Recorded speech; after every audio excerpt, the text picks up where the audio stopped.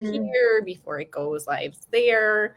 Okay. Hello, everybody that we are live for. And then we have 19 seconds of catching up from Instagram. This StreamYard situation is very interesting, isn't it? Listen, the fact that we can do this is like so magical, but also so annoying that it doesn't work the way we want it to.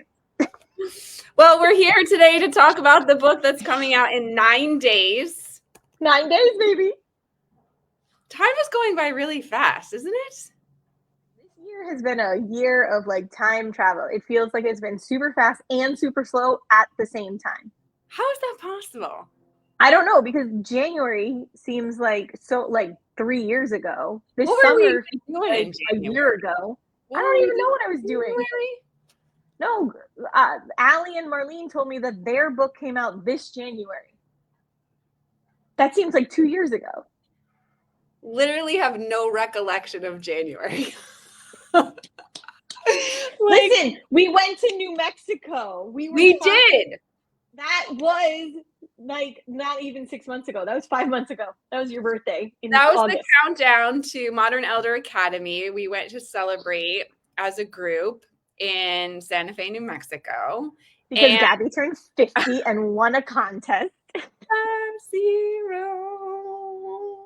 And I was going to read some of New Mexico today because this book takes you on a journey to many places. It takes you to Puerto Rico, it takes you to Guatemala, New Mexico, New York, Florida.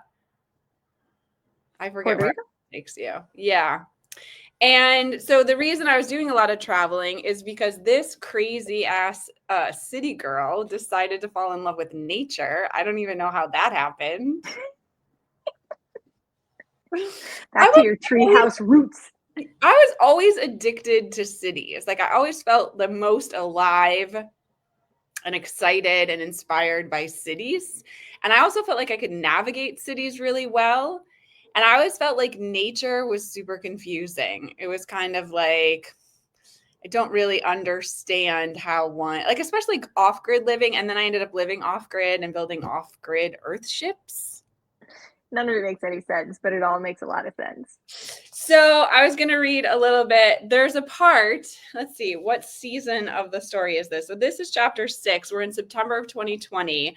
And I have just finished building in Puerto Rico. And now I've gone to New Mexico, Taos, New Mexico, to do the Earthship Academy.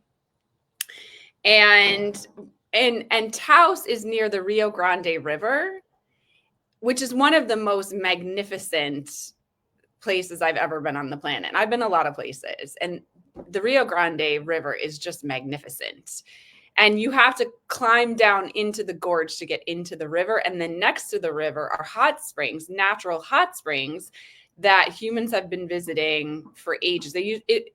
One of them is called Stagecoach Springs because they used to ride the stagecoaches down there, like to get down. So anyway, okay. So this is me going down into the hot springs. And this is where I like all my consciousness about the environment is starting to come through.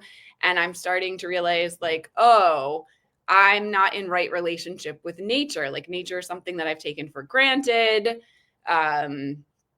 I need to reconnect. I need to rebuild that relationship. So I say stunning mountain views and vast colorful sky surrounded us as we moved toward a cluster of pools at the bottom of the gorge.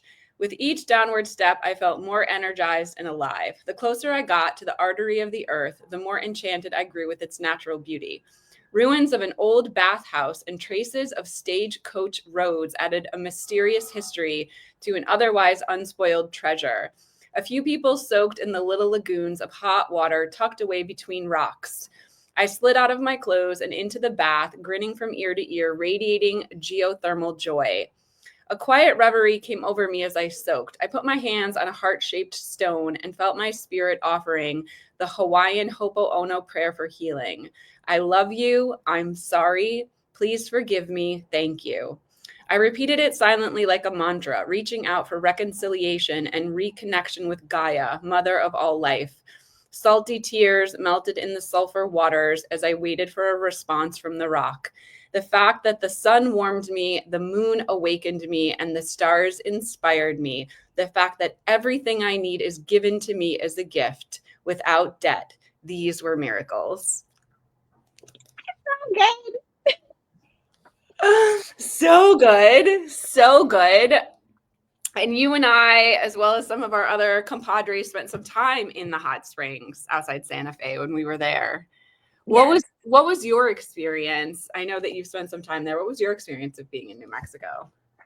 So on that trip, I went to the hot springs twice. I went once with my dad and his girlfriend, and then I went once with like all of our friends. And it's always like something that like always are so interesting to me, like the idea that this water just like comes out of the earth at this temperature, and like some of them like really have to be cooled down, like it's so hot.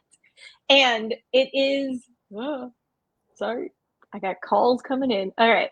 And so the idea of like the heat that can come off of the earth, and then also like how cold like stuff comes out of the earth, right? Like these two, like the polarity of that, it always feels so amazing that like it's all there to heal you. Like it's all available. Amen. All the Say it time. again. Say it again. It's all there to heal you, and it's available, right? It is just available. And we will go through so much to avoid the thing that is there. It's like, get your ass to the ocean, go sit on the grass, do the things. And we will be like, I think it's this. Like, it's gotta be this whole. No, take your shoes off and put your feet on the ground. And that's it. Like, it's always the simplest answer. And like how healed we feel when we do these things, even if we don't do them in a healing way, right? Like you can go to the beach and get drunk and party and do stupid shit, but you still feel healed. Like it is possible. You don't have to be in deep ceremony, right? Like you can go with your friends to, you know, to the hot springs, and it doesn't have to be this whole giant thing. Like just sitting in the water will solve your problems. It's unbelievable. And I grew up very disconnected from that. There was like bits here and there. We would go on a camping trip or grandma had a garden, things like that. But I think I was much more immersed in the disconnection, you know, like watching TV and then growing up with technology. And then my father was a physician. So medicine is something that belongs to doctors and hospitals. And it's not something that's directly accessible to me. And I went to Catholic school, and religion and God is something that's accessible through the church and through, you know, the nuns and the priests, but it's not directly accessible. And so much of this journey, and I think a journey that a lot of us are on, is this reclamation. Like, no, I have access to healing. I have access to spirit. I can be sovereign. You know, even with the psychedelics, I do all the plant medicine journeys, and that's a journey of sovereignty. It's a journey of like relearning what's accessible and learning how to use what's accessible, whether it's herbs or plants or hot springs or whatever is available. And I feel like it's kind of countercultural at this point, especially with the massive acceleration of AI and tech stuff. It almost feels weird putting this out at this time, because when I'm on my social media feeds, like everything is about AI, right? And it's like to be putting out a book in that climate of this rapid expansion of technology, it almost feels like a little bit strange, because a lot of these things, we think of them as like ancient or backward or savage or something. And it's like, no, those communities, those indigenous peoples, they understood these relationships. They understood them for our physical, mental health. Like the rate of, you know, technology is, you know, at the pace that it's growing, that's the same pace that we're seeing all the depression and anxiety. And especially, I was with my niece for Thanksgiving, and I asked her what it's like on college campuses. And she said that it's more anxious than ever. And she said, we see everybody on social media and we know more about them than we should probably know. Like there's this, we know people, but we don't really like know people. It's such an unusual time to be, Yeah. you know? And I think that like the question to me is like always this idea of like, are we using like, why are we not more like the Jetsons? Right? Like, why are we not using the technology to solve the shitty problems, but using it to solve the creative, right? Like, let the creative be the creative and like let somebody else do my goddamn laundry, right? Like, figure out how to like, I would be very happy to stand in a little tube and something gets me dressed, right? Like, can we get, like, have we got the priorities in the right direction? But I think that like one of the reasons why your book is important right now is the duality of it, right? Like it's still available, right? One of the reasons why I love like my 18, I was going to say 17, 18-year-old daughter this for Thanksgiving, she wanted to do a Friendsgiving, right? And like they arranged it. They're all seniors in high school. So it was like juniors and seniors and a couple kids that came back from college. And it was like there was not a phone in sight. They set it up outside because we live in Florida, and Yeah. they set it up outside, and each one of them brought a dish, and they all wanted me to try it, which I thought was super cute because they made it, you know. And this idea of going back to, they went around the table and said what they were thankful for, and I was like, oh my god, this is so good. But totally like eavesdropping in the whole thing because they did not actually want me there, but it is that space of like you now have the ability to choose, and Yeah. are you choosing in a way that feels good to your body, right? Like it always is like, is this in alignment? And the answer is always like, get yourself back in alignment, right? Like I love the like Rainmaker story, right? Like that story to me is like, oh, hey, the land is out of like alignment, so somebody's going to come in who's in alignment and get the land back in alignment, and then it's going to rain, right? And it's like, okay, that's like totally true for ourselves all the time. Like go put your feet in the ground. I think that's what I think. We think it's too hard, that the problem is too big to solve, right?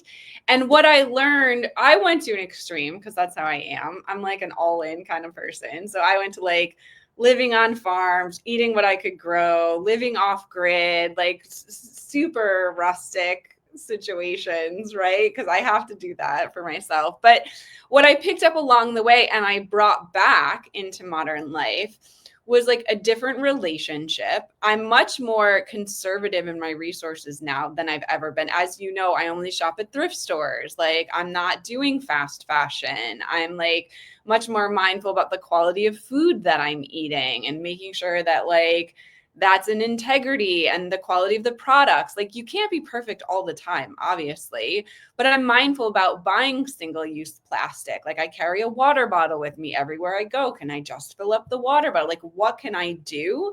And I don't think that you don't have to go to the extremes that I went to, but I do think that those decisions need to be in alignment, right? The more all of us come into alignment, it just seems to be like this I feel like there needs to be more of a shift in consciousness.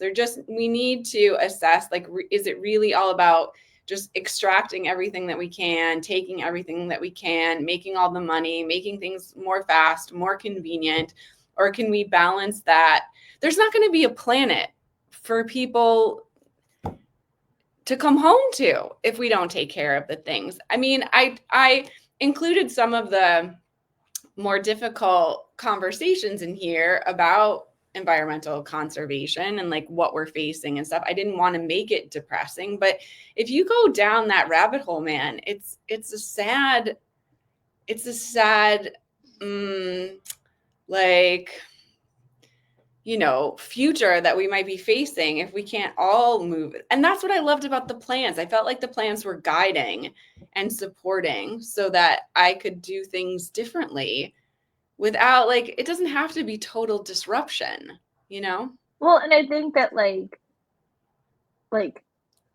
the stuff that you did was like hard and fast in the way that you go hard and fast, but then the like what you've come back to in your normal day to day is probably you're probably like 25% better than you were before. But if every person was 5% better, 10% better in just the thought process of it and the choosing, can I bring my bags into the grocery store? Oh, can I do these things? Absolutely. Can Absolutely. I make the choice between this thing that's packaged in cardboard and this thing that's packaged in plastic, right? Like, and so much of the stuff is in little choices, and to not get overwhelmed by the giantness of it. Oh, Kit Kat is here. And that, like, the space of that is like, all right, like, what does 1% better look like? What does 5% better look like? What does 10% better look like? Are there things that I can switch around to make it, you know, like 25% better? Do I, and what are the things that feel really good to me? And when I do those things, where do I feel it in alignment? Yeah. Right? Like the idea of like, okay, can I, expand in the good, right? Like I always love the idea of like adding more of what is good, like whether it's in like your food choices, like crowding out versus like taking away, to me always seems like a good way to do it. Yeah. I remember there's this scholar named Charles Eisenstein that I've liked for a long time. And I remember hearing some of the stuff that he talked about a while back, where we have to change our relationship to the earth from Mother Earth to Lover Earth. We have this idea of Mother as being like this infinite resource. We can just like take and take and take.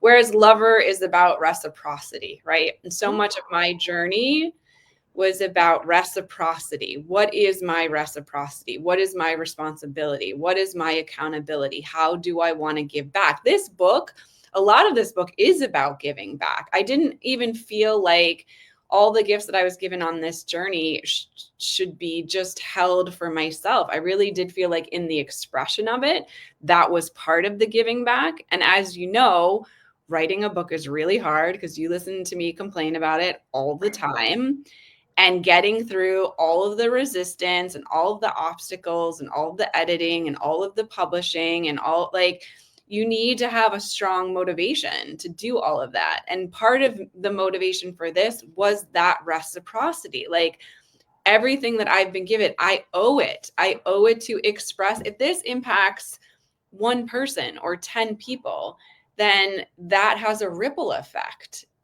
of awareness, of consciousness, of reciprocity going out into the world. Yeah.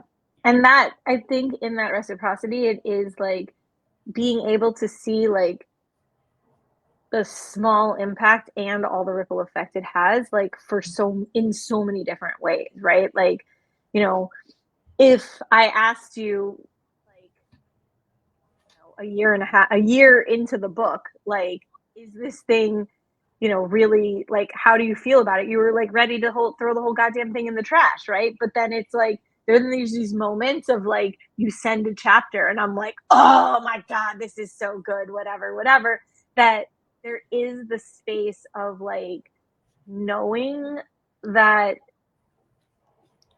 know exactly like how it's going to hit for somebody else, but it's going to, right? And that like sometimes these things are the catalyst for somebody else, right? And how many times have books been that for us? All the time. All we do is send each other book things. I'm reading this book. What book are you reading? I'm reading this book. What book? Like, that's all we do. And It so feels much like of it, the most honest kind of information to me, right? Like, I think you and I send books back and forth so frequently because it feels like someone took their time. It feels really thought out. It feels really honest when you're reading this, as opposed to just, it's really easy to reshare some post without even any kind of awareness of where that information came from. It's really easy to just share and repost. And this is not. This is like, it comes from a different place. I just think that, by putting these, and also like books live forever and ever, man. I mean, we're still going back to books that are thousands of years old. And when you say something that's evergreen, when you say something that's true, when we read something that's written 100 years ago, 200 years ago, 2000 years ago, and it still resonates, it just feels like, oh, like universal truth, something really true. So if there's like one part of that I can contribute, that feels really critical, because we need to gather those over a lifetime, because there's so much that's just not true, or it's true for a minute and then it changes.